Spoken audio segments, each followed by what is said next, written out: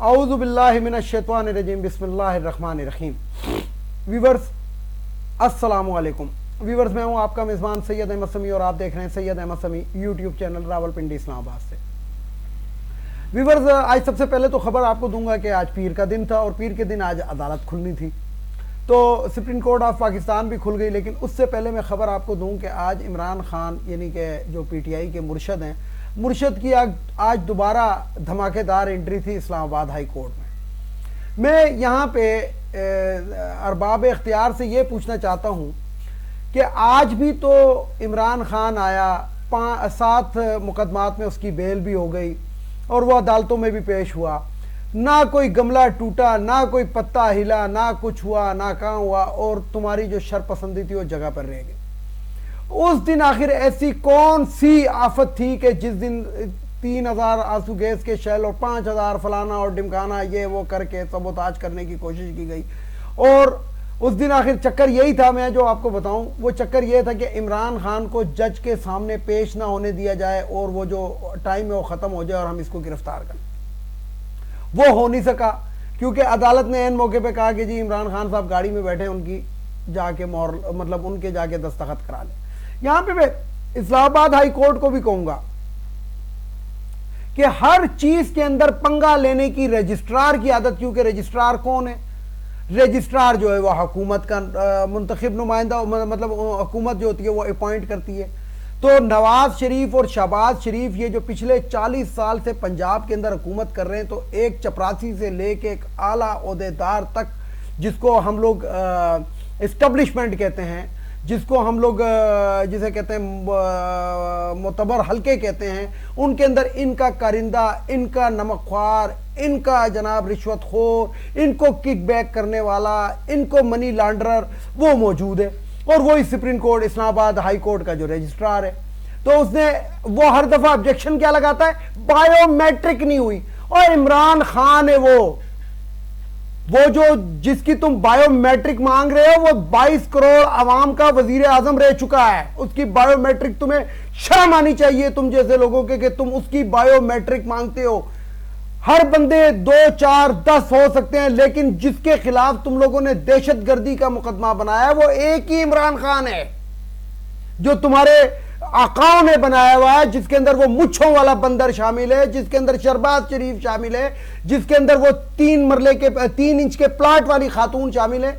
ये तमाम लोगों, तुम लोगों ने जो मुकदमे बनाए हैं वो एक ही इमरान खान पे बनाए हैं, और वो Imran Khan ex prime minister of Pakistan है, जिसकी बायोमेट्रिक वो ऑटोमेटिकली है। लेकिन तुम जो हर दफा ये शर निकालते हो कि बायोमेट्रिक नहीं हुई, तो इंशाल्लाह अगली पेशी के ऊपर मैंने एक वकील साहब से बात की, इंशाल्लाह इसका भी तुम्हारा भी हल निकलेगा। वैसे तो सबका ही निकलेगा।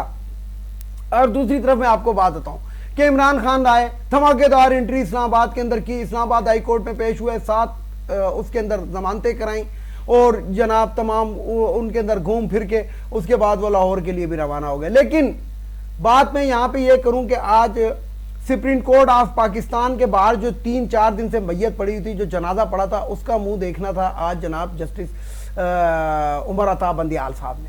तो उमर अता बंदियाल साहब ने सुबह एक बेंच बनाया और जिसकी समाअत जो थी वो 2 बजे शुरू की। यहाँ पे मैं उमर अता बंदियाल साहब के सिर्फ एक सवाल से बड़ा मैं शौक हुआ। वैसे मुझे पता है कि ये ओपन एंड शट केस है। इलेक्शन तो मैंने आपको कल की जो वीलॉग था मैंने उसमें बताया था कि इलेक्शन हर हालत में होंगे और 30 अप्रैल को होंगे।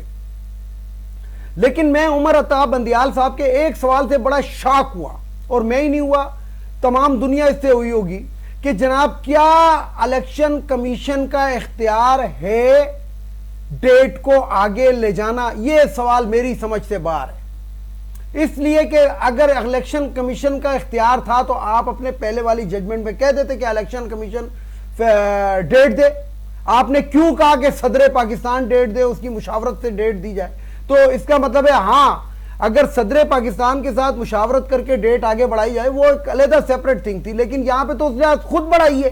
एक पर्ची आई उसके पास, मरियम सफदर की तरफ से एक पर्ची आई, पर्ची उसने जेब में रखी, उसके बाद जनाब उसने फोन किया और जनाब डेट को आगे कर दिया, और रात को उसके तलवे चाटने के लिए पहुंच गया, क्योंकि वो उसकी आदत है इस किस्म की, जो पॉलिशी है, जो मुंशी है, मुंशियों वाले काम वो कर रहा है। तो यहां पे चीफ जस्टिस उमर अता बंदियाल साहब, मैं नाम लेके आपको कह रहा हूं कि आपका ये सवाल अच्छा नहीं लग रहा था। ना आपका ये सवाल होना चाहिए था। आप तो सिर्फ ये पूछते कि हाँ जी, जब 30 अप्रैल का शेड्यूल जारी हो गया था और जनाब कागजात नामजदगी जमा हो रहे थे इलेक्शन कमीशन के हुक्म के मुताबिक, तो एकदम डेट आगे कैसे बढ़ी, आपका ये सवाल बनता था। लेकिन आप भी, फिर मैंने कहा ना कि दरअसल आप भी मोहतात और फूंक फूंक के कदम इसलिए रख रहे हैं कि वो जो रिज्यूम चेंज की रात थी, जिस रात के अंदर डॉलरों में हमारी अदलिया बिकी थी, जिस रात को तमाम लोग डॉलरों में बिके थे, और फिर वही 11 सवालात जो अरशद शरीफ तो पूछते हुए उसको मार दिया, लेकिन हम ये वो सवालात आज भी पूछते हैं कि वो कौन था। वजीर आजम तो इमरान खान था, लेकिन हुक्म किसका चल रहा था? प्रिजनर वेने किसके हुक्म से आई थी? अदालत किसके हुक्म से खुली थी? रूट किसके हुक्म से लगा था? और अदालतों के अंदर आपने आके वो जजमेंट किसके हुक्म से दी थी? हम तो यही सवालात आज तक पूछ रहे हैं। तो बात यह है कि जिस तरह ज़ेबा चौधरी एक जज साहिबा हैं जिनके मुकदमे के अंदर इमरान खान को फंसाया हुआ है, तो बावसूख जराए से पता ये मुझे भी लगा है कि ज़ेबा चौधरी साहिबा की कुछ नाजेबा वीडियो जो है मरियम साहब के पास हैं, मरियम साहिबा के पास, और जिसकी वजह से ज़ेबा चौधरी साहिबा जो है वो खामोशी से बैठी हुई है और इनको शर्म नहीं आती कि एक शख्स इनसे माफ़ी मांगने के लिए इनकी अदालत आया, तो ये औरत जो थी अदालत से उठ के भाग गई थी। उस वक्त ये अदालत में दस्तयाब नहीं थी। हालांकि मैं अगर सिविल जज होता या सिविल जज मेरा को, मैं उससे ज़रूर पूछता कि भाई ये अदालत से एब्सेंट क्यों है, इसके ऊपर मैं चार्ज फिट कराता।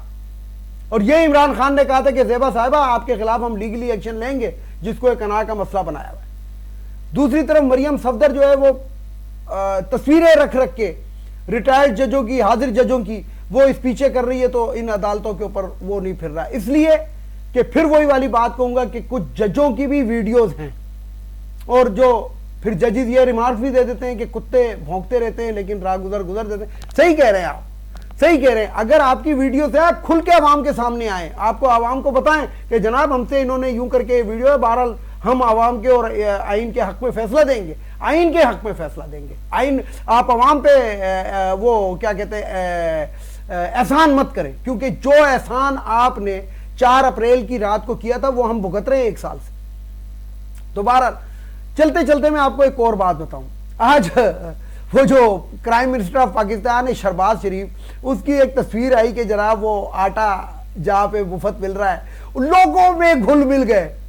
अब मैं उसकी हकीकत आपको बताऊं। हुआ ये कि आज रावलपिंडी के इलाके के अंदर इमरान खान ने आना था, इस्लामाबाद हाई कोर्ट में पेश होना था। तो शहबाज शरीफ ने जनाब इस्लामाबाद से, क्योंकि कल इसको शटअप कॉल मिली थी किसी जगह से कि ये हम ना इसको गिरफ्तार कर सकते हैं, ना हम इसको नज़रबंद करेंगे, और इलेक्शन तो होना ही होना है, और हम इनको, इस पार्टी को, पीटीआई को कलअदम भी करार नहीं दे सकते। अगर कलअदम देना है तो सबसे पहले तुम्हारी पार्टी दहशतगर्द है, क्योंकि तुम्हारा वजीर दाखिला राना सनाउल्लाह टीवी पे बैठ के कह रहा है कि या इमरान रहेगा या हम रहेंगे, यानी कि हम उसको मरवा देंगे, जो लब्बे लबाब था। क्योंकि दहशतगर्द, गुंडे, मवाली, मनशियात फरोश, इफ़ी ड्रिवन फरोश, वो तो तुम्हारी पार्टी के अंदर है। पीटीआई तो बकौल तुम लोगों के बर्गर लोग थे, तो बर्गर लोगों को इन चीज़ों से क्या मकसद। तो ये इसने शहबाज शरीफ ने रावलपिंडी का एक वो रख दिया कि जनाब जहाँ पे मुफ्त आटा मिल रहा है मैं वहाँ पे जाऊँगा। सबसे पहले, अब आपको मालूम ही है व्यूवर्स, मैं आपको अक्सर वीलॉग में कहता हूँ कि मेरा ताल्लुक खैबर पख्तूनख्वा से, और जो लोग मुझे जानते हैं उनको ये भी मालूम है कि मैं किधर उठता बैठता, किस तरह के लोगों में उठता बैठता हूँ। जो आटे के ठेकेदार हैं वो आपको पता है मैक्सिमम पठान होते हैं, और मेरा ताल्लुक भी उसी इलाके से। और अब मैं आपको क्या बात बताऊं, मुझे हंसी आ रही है कि जनाब बकायदा प्री प्लान तरीके से सबसे पहले उधर लातादाद पुलिस भेजी गई सिविल कपड़ों में, फिर उनकी खवातीन, पुलिस की खवातीन को सिविल कपड़ों, उनको कहा कि जी कपड़े शपड़े ऐसी चादरें मादरें ओढ़ कर आए, और शहबाज वहां से आवाम को क्लियर करा दिया गया। बल्कि तकरीबन जो जहां पे आटा मिल रहा था उससे 1 किलोमीटर दूर क्लियर कर दिए, कोई आवाम इधर ना आए। और 1 किलोमीटर दूर जो हो रहा था वो चोर चोर के नारे लग रहे थे। तो ये वो जाहिर बात है कि चोर तो इनको आपको पता है हर कोई कह देता है, मरियम नवाज कहते जलसे में चोर चोर कहा गया। तो ये जो शहबाज शरीफ था ये बकायदा डाकुओं की तरह एक गाड़ी के अंदर बैठ कर आया, जिस गाड़ी के काले शीशे थे, और वो कोई जिसे कहते हैं पाक 1 या पाक 2 नहीं थी, 0102 नहीं थी। दूसरी गाड़ी में बैठ कर आया, उधर उतरा, सीधा अंदर घुसा, प्री प्लान जो औरतें जो पहले से खड़ी की हुई थी उनसे इसने बातचीत की और जनाब घुल मिल गए अवाम के अंदर। आओ ना जरा बन्नी स्टॉप पे मैं तुम्हें मिलूं, मैं क्या अवाम तुम्हें खुद मिल लेगी, आओ ना घुल मिल जाओ ना, जरा राजा बाजार का एक चक्कर तो लगा के दिखाओ मियां शहबाज शरीफ साहब, या छोड़ो राजा बाजार को, उधर तो रश बहुत होता है। 22 नंबर चुंगी पे आकर दिखाओ, तुम्हें पता लग जाएगा तुम्हारी औकात। बातें करता है कि जनाब अवाम में घुल में, तुम्हारी औकात है अवाम में घुलने मिलने की। तो व्यूअर्स ये मैंने आपको बात बतानी मुनासिब समझी कि मुझे बड़ी हंसी आई कि हमें तो मतलब अब आप समझ जाएं कि किस तरीके से मुझे पता लगा होगा, और इन लोगों की जो असलियत है वो आपको पता लग चुकी। बहरहाल देखेंगे जनाब, सुप्रीम कोर्ट के अंदर कल 11 बजे तक मौखर हुई है, जो तारीख कल 11 बजे तक की है, दोबारा केस की समाअत होगी। तो वीडियो को लाइक करें, शेयर करें, सब्सक्राइब करें, बेल आइकन के बटन को जरूर दबाएं ताकि मेरी नेक्स्ट वीडियो आपको मिल सके। इजाजत चाहता हूं तमाम देखने सुनने वालों को। अल्लाह हाफिज। पाकिस्तान जिंदाबाद।